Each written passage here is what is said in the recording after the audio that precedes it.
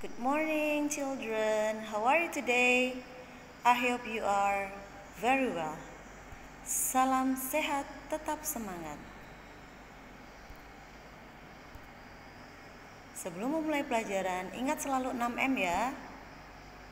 Kita cegah penyebaran COVID-19 dengan menggunakan masker, mencuci tangan menggunakan sabun di air mengalir, menjaga jarak, membiasakan olahraga, makan makanan sehat dan bergizi, menjaga pikiran tetap positif. Kita akan berdoa sebelum belajar bersama-sama, dan Ibu akan memimpin doa secara Katolik. Dalam nama Bapa dan Putra dan Roh Kudus, amin. Tuhan yang Maha Baik, kami berterima kasih atas waktu dan kesehatan yang boleh kami terima sampai saat ini. Terlebih kami bersyukur atas kesempatan belajar yang Kau berikan.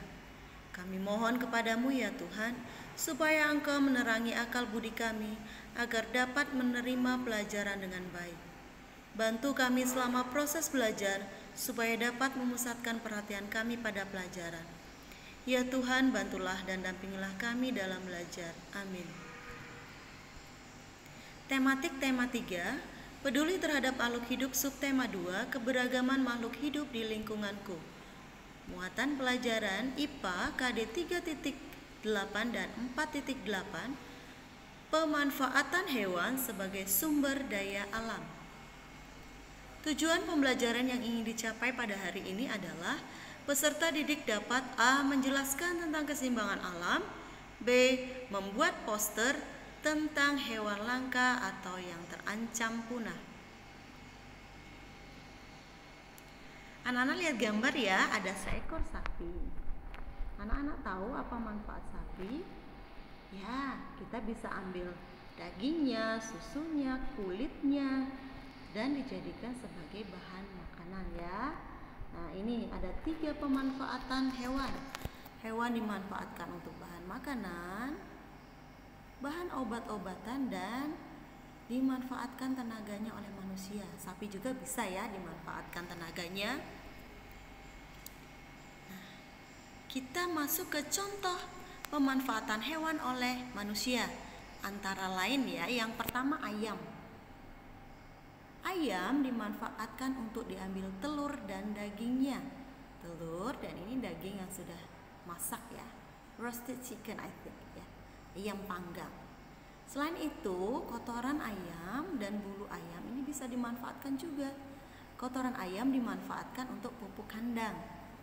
Bulunya dimanfaatkan sebagai bahan pembuat kemoceng atau kok. Nah, apalagi kedua, contoh hewannya kerbau.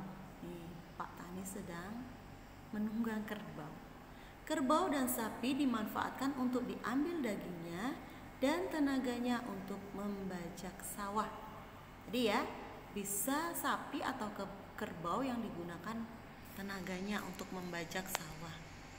Yang ketiga, untuk hewan peliharaan. Banyak ya, sekarang bisa dijadikan peliharaan hewan-hewan itu. Di sini contohnya ada ikan koi, ada kucing, anjing, kelinci, kura-kura, ular juga ada yang bisa dijadikan sebagai hewan peliharaan. Yang keempat, ternyata hewan itu punya peran yang sangat penting, yaitu apa? Menjaga keseimbangan alam. Ya. Bagaimana caranya? Ini ada ceritanya nih. Ada seekor tikus. Tikus ini hama bagi petani. Nah, ular memakan tikus sehingga jumlah tikus di sawah tidak berlebihan.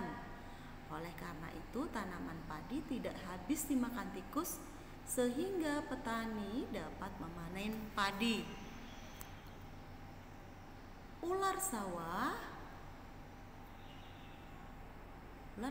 berfungsi menjaga keseimbangan alam, yaitu menjaga keseimbangan jumlah tikus dan tanaman padi.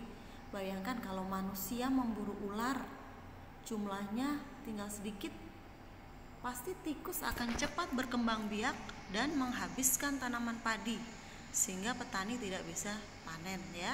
Kita tidak punya makanan. Nah, apa akibatnya kalau keseimbangan alam tidak terjaga? Sebagai contoh, ular sawah musnah atau hilang dari sawah. Tikus sebagai hama padi tidak ada pemangsanya lagi. Jumlah tikus akan semakin banyak. Apa akibatnya? Akibatnya tanaman padi akan habis dimakan tikus. Nah, sekarang bagaimana cara menjaga keseimbangan alam? Yang pertama, tidak memanfaatkan hewan secara berlebihan. Hal ini mengakibatkan hewan tersebut menjadi langka atau punah. Yang kedua, menjaga habitat atau tempat hidup hewan, ya, tidak membakar hutan, tidak menebang pohon sembarangan. Kalau pohonnya sudah ditebang harus ditanam kembali atau namanya reboisasi, ya. Tidak membeli barang yang berasal dari bagian tubuh hewan langka.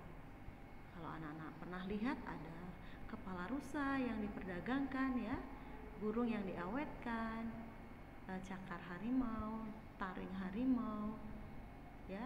Nah, sebaiknya kita tidak membeli barang-barang seperti itu.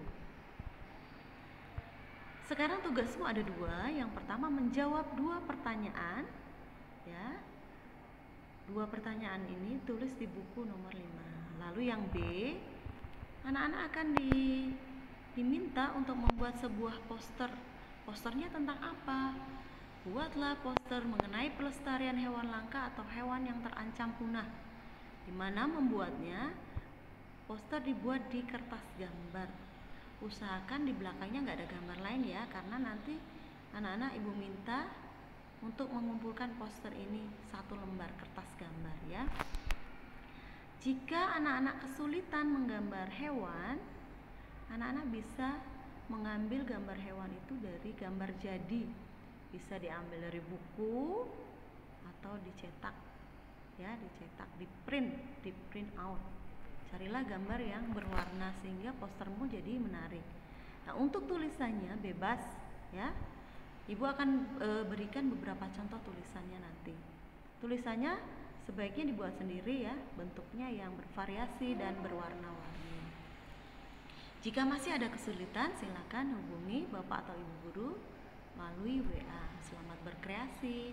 Nah, berikut beberapa contoh poster. Nah, ini ada gajah, orangutan, dan ada beberapa tulisannya, ya. Menarik, warnanya menarik. Usahakan kertas gambarmu nggak kelihatan putih lagi, semua diwarnai. Waktunya 1 minggu, ya, tidak usah buru-buru. Buatlah semenarik mungkin. Jika anak-anak perhatikan gambar ini, semuanya berwarna. Nah, kasihan, ya, harimaunya berdiri di atas pohon yang sudah ditebang. Ini orangutan lagi, ya. Nah, oke. Sekian penjelasan dari Ibu. Selamat mengerjakan tugas. Sukses selalu, Tuhan memberkati.